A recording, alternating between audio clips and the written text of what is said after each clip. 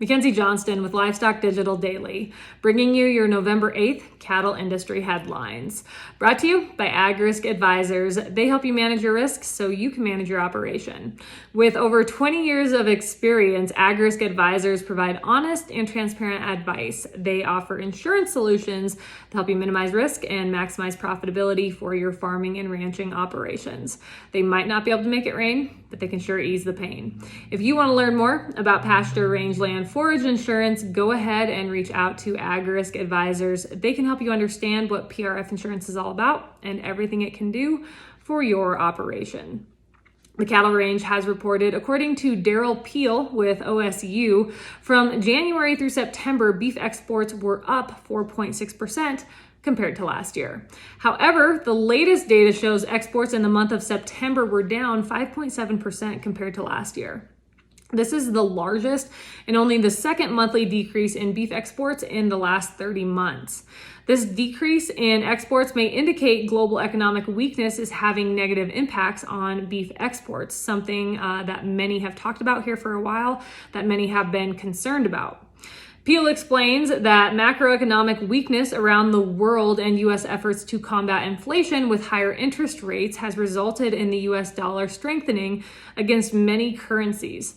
This equation makes U.S. product exports more expensive and simultaneously makes imports of foreign products more attractive. So if you thought the Packers imported a lot of beef before now, hold on to your hats. Total beef imports from January through September were up 6.4% compared to last year. Beef imports spiked earlier this year, according to Peel, due to a Chinese embargo on Brazilian beef in late 2021. And this was because of a couple cases of mad cow disease that were found down in Brazil. So all of this happened, and there was a large amount of Brazilian beef just out there on the market. And in the month of January, Brazil was the largest source of U.S. beef imports and accounted for 28.4% of total imports for that month, just that month. Year to date, beef imports are up from Canada, Mexico, and Brazil. According to National Beef Wire, beef imports from Brazil are up 73% year over year. 73%. Imports from Mexico, they're up 15% compared to last year. Some good news, beef imports, they are down from Australia and New Zealand. So at least we got that going for us. Peel closed by saying beef imports are expected to continue to decrease towards the end of this year, but likely will increase in 2023 as U.S. beef production falls from record levels. This update is sponsored by Circle 5 Cow School. If you want to learn how to preg check your own cows or start AIing, Circle 5 Cow School is definitely the way to go. On November 25th and 26th, they are going to be hosting a school down in Stanford, Kentucky. If you're in that area, I encourage you to check it out. And if you just want to check out their schedule, head on over to circle5cowschool.com. That's the number 5 in there. Or you can go ahead and just give them a follow on Facebook. Drovers has reported a survey of cattle ranchers following Hurricane Ian found 5,822 suffered significant damage to structures, fences, and equipment.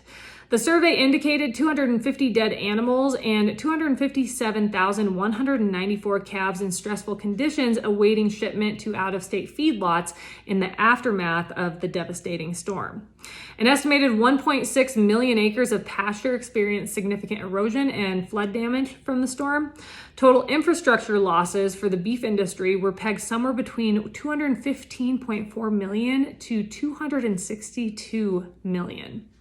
Florida's forage crops were also affected by the storm, so many ranchers are now needing to purchase hay and other feeds to care for their animals. The Florida Department of Agriculture and Consumer Services estimates a cost of $12,000 to $15,000 per ranch for cleanup, another $5,000 in damage to equipment, and $20,000 to $25,000 per ranch in damage to barns, sheds, housing, roads, and other infrastructure. Absolutely devastating. Our final sponsor for this update is the United States Cattlemen's Association. Their 15th annual meeting is going to be this December 8th through the 10th down in Nashville, Tennessee. To get registered and to also find some more information on this event, head on over to www.uscattlemen.org. I've been talking about it now for a few weeks. They have a heck of a lineup when it comes to speakers. Trey Wasserberger is going to be there. Corbett Wall is going to be there. Many others. This is a great event. So again, if you want more information or to get registered, head on over to uscattlemen.org. A funny story to leave you with today. Fox News, Fox 16 News, has reported the chief financial officer for Tyson Foods, John R. Tyson, was arrested early Sunday morning after becoming intoxicated and falling asleep in the wrong home. He let himself into someone's home and just climbed into bed and took a snooze. So at 2 a.m. on Sunday morning, Tyson, who is 32 years old, was found asleep in some random woman's home. When the woman got home, she called the police and told them she found Tyson in her bed. When she arrived home, she must have left the door unlocked. So once the police arrived, they attempted to wake Tyson. However, he was unable to verbally respond. He was pretty lethargic, and apparently he had a little bit too much fun on Saturday night. Tyson was arrested for criminal trespass and public intoxication and booked into the Washington County Detention Center. He was later released on Sunday evening after he finally sobered up. Tyson was just recently appointed to the CFO position, and he also serves as executive vice president for the meat giant. Real good look for Tyson Foods. Obviously, today is election day across our country. I hope everyone gets out to vote. I will leave you with one story from Fox Business. It kind of sums up what our country has been dealing with since this administration has gotten to the White House. Fox Business has reported this past Friday, President Biden said coal plants are too expensive to operate. And the U.S. is going to begin shutting down these plants all across America in order to shift to wind power. At an event in Carlsbad, California, Biden repeatedly said electricity from wind and solar is cheaper than coal and oil. And this green energy agenda that Biden has stood beside since the beginning, we knew it when he was campaigning. When he got into the White House, he has just rammed it through as hard as he has been able to, I guess you could say. And because of this agenda, that has gotten our country to where we are today. So when we all go out and vote today, I hope you all take a moment to think about what this administration, what it has done to get our country to where it is today, and how both the House and the Senate, also how they have played a part in how we have gotten to where we are today. So make sure to go out and vote.